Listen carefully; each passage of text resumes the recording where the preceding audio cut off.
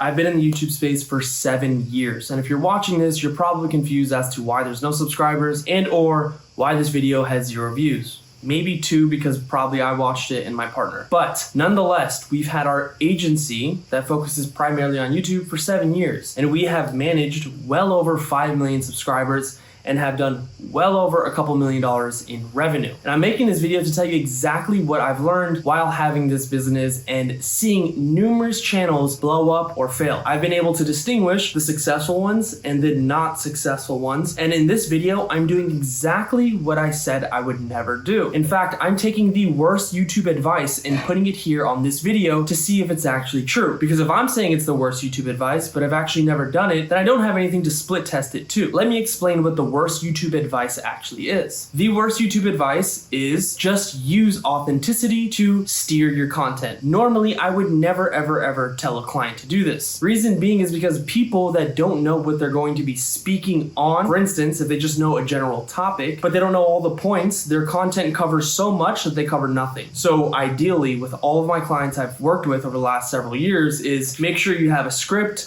outline, and make sure they're very clear and concise bullet points within the script with transitioning sentence into each segment of the content, because the viewer doesn't even understand where you're taking them. So it's your job to make sure that you're taking them from point A to point Z in the most easy way possible for them to follow. Now, before I get into more of the worst YouTube advice on this video, I'm going to tell you a little bit about our business, because I've gotten comments like this saying that we're fake gurus and, oh, look, another person trying to sell something. Look, at the end of the day, whether you do nothing or something with us, we're still successful. We have been successful. We've done over a few $1 million in revenue. Of course, yes, it's revenue. I'm not flexing that, but what I am flexing is that we've done it. We've done it for others, and we still actively do it. The reason I made this channel was to put the things into practice and also say that we've done it ourselves, because it's one thing to do it for other people, but it's another thing to do it for yourself. Because what goes into making a YouTube channel is so much effort that I am very aware of, and I've been reluctant to start a channel because I have to run the business. A lot of people that teach you these growth strategies, teach you about social media, teach you whatever it is, don't really actively do it. I actively, 7 days a week, work on the business. And what that entails for me is client communications, channels,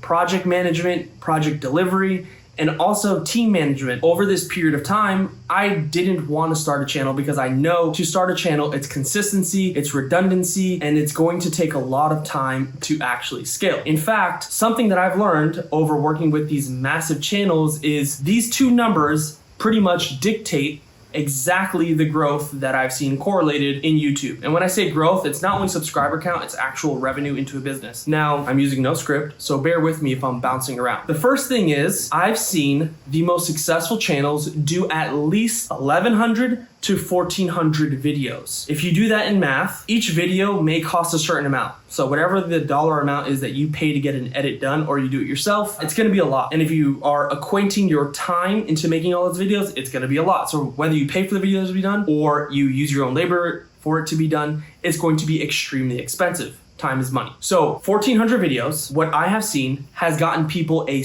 multiple 6-figure business, and all the channels that have gotten to that threshold have over 100,000 subscribers. Now, with that being said, I know there are caveats, and I know every single channel is different before you say, well, this channel, that, and this, I get it. We are in the finance industry. We have worked with some of the biggest people in finance, like Carlton Dennis, Mark Moss. I've done work with Robert Kiyosaki. I've done work with Ken McElroy. I've done work with Joseph Brown. And some of these people I'm still extremely active with, and running their YouTube business has destroyed any ambition of using my own energy to run my own YouTube video. Now, to the point of this being so raw and authentic, which everyone is preaching, which is some of the advice I don't really actually ever say to do. I get it, be authentic, be genuine. But at the end of the day, YouTube's a business, and what you're doing is to promote your business or grow an audience, which ultimately will turn into a business in the long run. I'm going to look to even see if this is recording, because one, I'm doing it on an iPhone, which I never really recommend. I only recommend that when you're starting off, because the good news is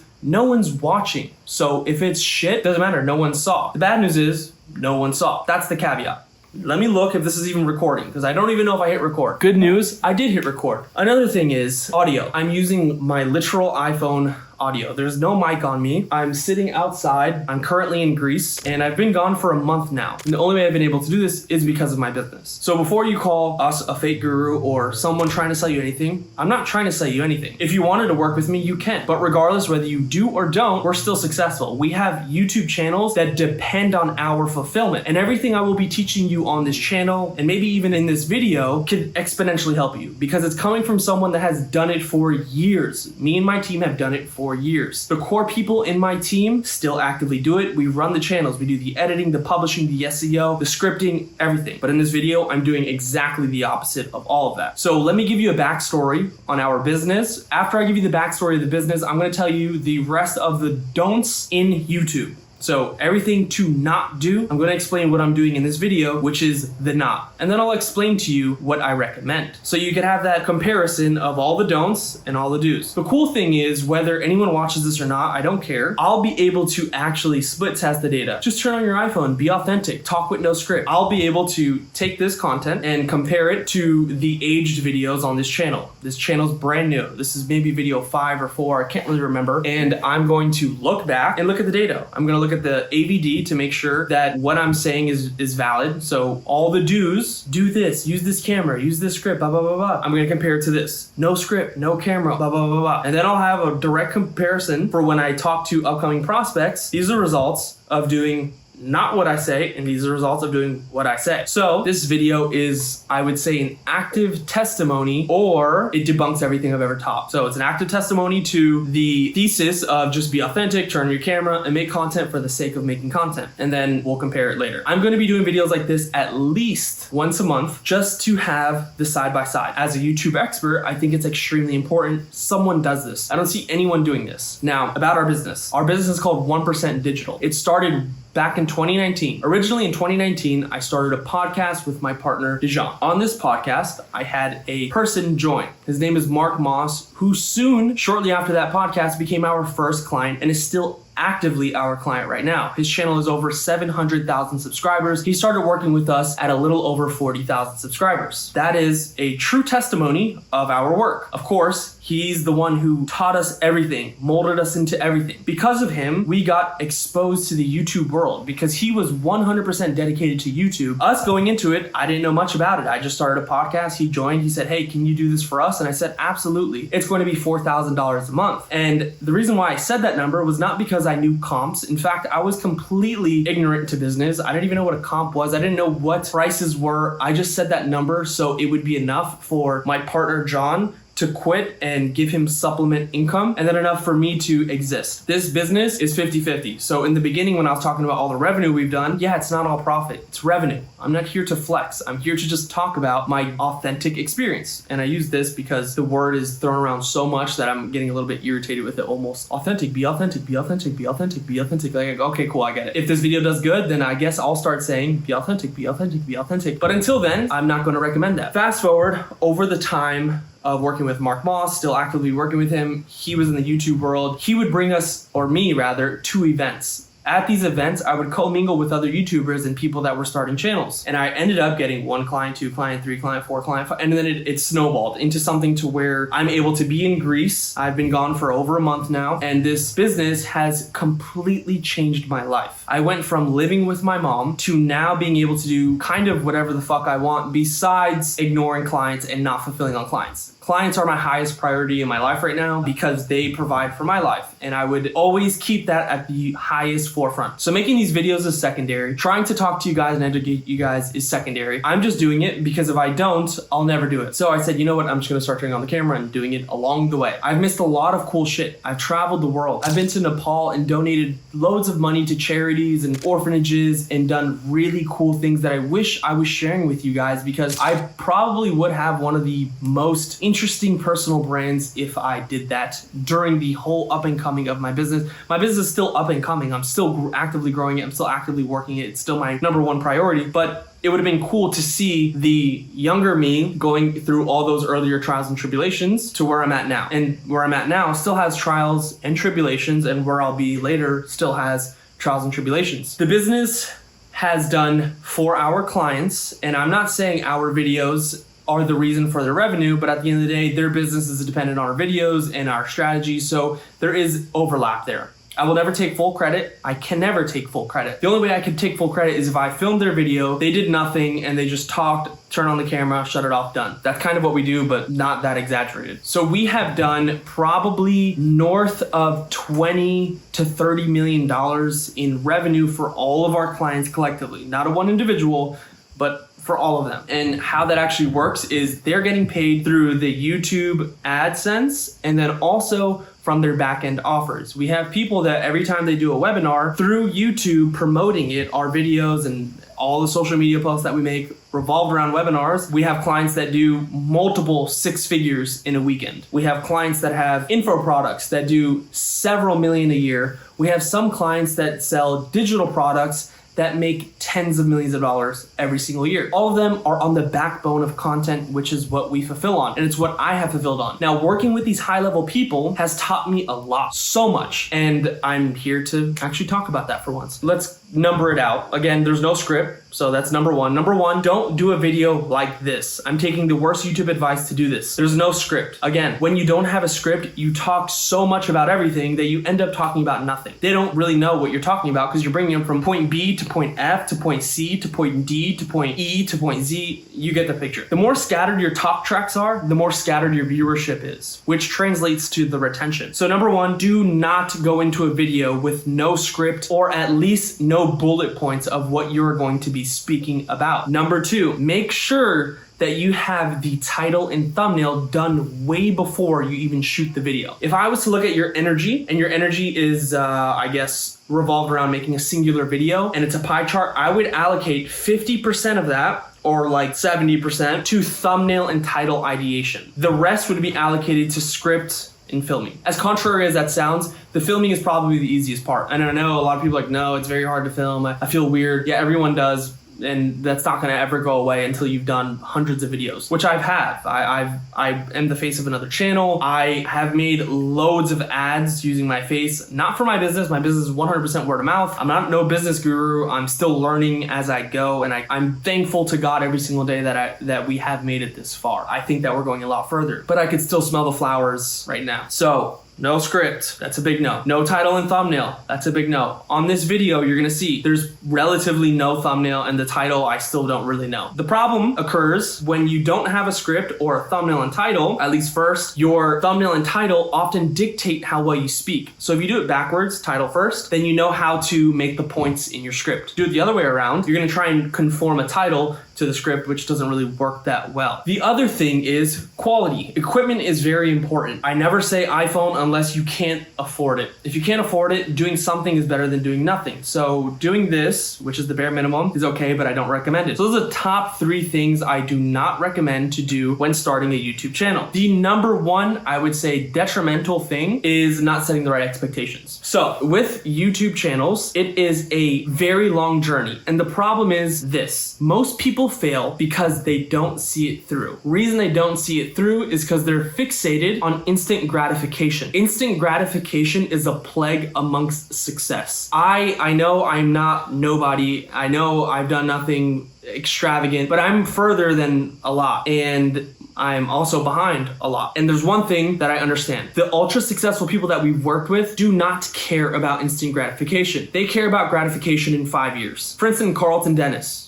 who we work with and still have actively done loads of cool things. We started working on his channel when he was, I think, 500,000 subs, around that area. The 5-year mark is when he crossed the million. That's the gratification that he set for himself. In fact, when we started working together, the workflow that we made with him, because we work off ClickUp, Trello, we work off different project management systems, and if you do content and you do not do it off of a project management system, you will have a very hard time being successful and keeping track of everything that you've ever done. Also, it's very poor for ideation. If you don't have a place where you could spit your ideas out, pull them later, make videos on it, you're never gonna have any good videos. Carlton Dennis, when we started working with him, his title was Road to a Million. If you understand how much effort goes into YouTube, you'd understand the road to a million is extreme. That is somebody that has the ability to endure long durations of time with very little payout. Not saying that he didn't get paid. He's a very successful individual. But to go into something with that mind frame, that is poised for success because you don't care what it is month to month. You don't really care what it is week to week. You care what it is quarter to quarter, year to year. Have we made progress? And having that longer horizon going into YouTube 100% brings success to any channel. So make sure that when you do go into YouTube that you understand the expectations. That's the most important thing out of all the don'ts I said. If you go into YouTube without an expectation that is longer horizon thinking, you're already gonna fail. You're not going anywhere. You're gonna be inconsistent. Consistency is the #1 rewarded thing on this platform beyond content. Like all these things that I'm doing that I think are probably shit, iPhone, no script, no nothing. If I did this long enough and consistently enough, I still would find success. It probably would just take a lot longer. And even then, the people that do this, when they do find the success, the first thing that they do is upgrade their equipment to match the people that have the higher status channels. Mr. Beast didn't start with all this equipment and all this team. He started with the bare minimum. There's nothing wrong with that. I think that everyone should start with the bare minimum and work your way up. Problem is a lot of people try and do it backwards. I need all these things. No. Just start. You're gonna suck. No one's gonna see. That's the good news and the bad news. Now moving on to the things that I always say every client or any person I talk to looking to start a YouTube channel is this. Make sure that every single video that you do it as a rhythm. For instance, if you post on Tuesday, you post again on Tuesday, and then you post again on Tuesday. That's one upload a week. If you want to do more uploads a week, make sure that it's always the same amount of uploads every week. You can go up or down, but make sure that you're showing up every single week. That is #1. Doing that will get you ahead of most. Most people don't have to be good, they just stay in long enough. If you stay in long enough, you'll end up being good because most people suck. Second thing, you want to make sure that what you're speaking on is relevant to the people that you want to attract, which has been a bottleneck for myself because in this channel, I'm not trying to attract YouTubers to come and work with us. I'm also not trying to attract people that want to start an agency and scale a business. I don't know what I'm trying to attract. I just know that I've been missing out on critical moments in my life that impacts everyone around me, my team, by not documenting this and making our own videos. So #1 is make sure that you're consistent. #2, make sure that what you want to speak about is ideal for your audience. What I'm doing right now is not ideal. I don't know who my audience is. I'll figure it out later. My ideal prospect would be somebody that's looking to scale their YouTube channel and has a successful business already. Those are the people we work with. Sometimes we also work with people that are successful on YouTube and they just want team. One thing people fail to understand is YouTube is a full-time job. In fact, it's a full-time department. You need graphic designers, you need all these different things, and I get it, AI is eliminating a lot of it. You still need people to run those AIs, and you still need the ideas from people to prompt the AI to make the things correctly. So people are still very much important. I don't know if that'll be true in 2 years, 3 years, which is another big reason why I'm making this channel, because audience is very important. Audience will allow you to sell anything you want in the future. So those two things are very important. The other thing that I always tell people is make sure you do your title and thumbnail first. I can't stress it enough. Everyone I've ever worked with that's very successful on YouTube has the title and thumbnail thought out way before they build the script. You always want to build the script off the title and thumbnail. Why? Why is that? Because title and thumbnail is directly correlated to your click-through rate. And something that's directly correlated to your click-through rate is the door. It's the thing that allows people in. So if you fail here, it doesn't matter how nice this room is, no one's gonna actually see it. So if you work on this, then you could obviously furnish the room to make the people stay. It's just like your videos, and that's the analogy I'm making. Good click-through rate gets people through the door. Nice furniture allows them to sit. That's YouTube. So if you master thumbnail title first, you have the leverage to work on the video as you get better. I would actually say if you had to choose one or the other, I would say your thumbnail and title are maybe more important than the video itself. I said it, whatever. The next thing is, if you can and budget permits, work on getting good equipment. iPhone is good for bare minimum, but if you don't want bare minimum results, why would you do the bare minimum? So invest in a camera, get like a Sony A3, it's perfect. Get the DJI mics, the Go ones, the wireless ones. I have them with me, I'm just not even using them. I'm tired of it. I've done it so many years now. I'm always traveling with equipment. I'm sick of it. So I'm doing the bare minimum, which is something I don't recommend. And again, back to this video, I'm doing all the worst things. I took the worst YouTube advice. That's what this video is about. And then also I had to sprinkle in my business because again, it's a new channel. People are like, dude, you're a fake guru, fuck off. I'm not a guru. I'm not claiming to be your guru. I'm just somebody that has been in the business of YouTube for 7 years now and I'm telling you about what I do. Whether you do anything with me, whether you subscribe or don't subscribe, doesn't matter. I will continue to have my business and my business will continue to run pretty much forever because these people's businesses rely on YouTube and we are the vehicle to allow their business to exist on YouTube. We take it very, very serious. I think that pretty much covers everything. Again, if you're going into YouTube, make sure that you take what I said for the do's and use it if you can. If you can't, it's okay to do the bare minimum. Eventually, you'll be able to do the maximum. Let's see how this video performs. I will do a split test on the data to see if it actually works and taking the advice or rather taking the worst advice is actually the best advice. That's all I got for you. You can subscribe if you want or don't. Doesn't matter. I'm still gonna make videos, and in time, I will have a big channel.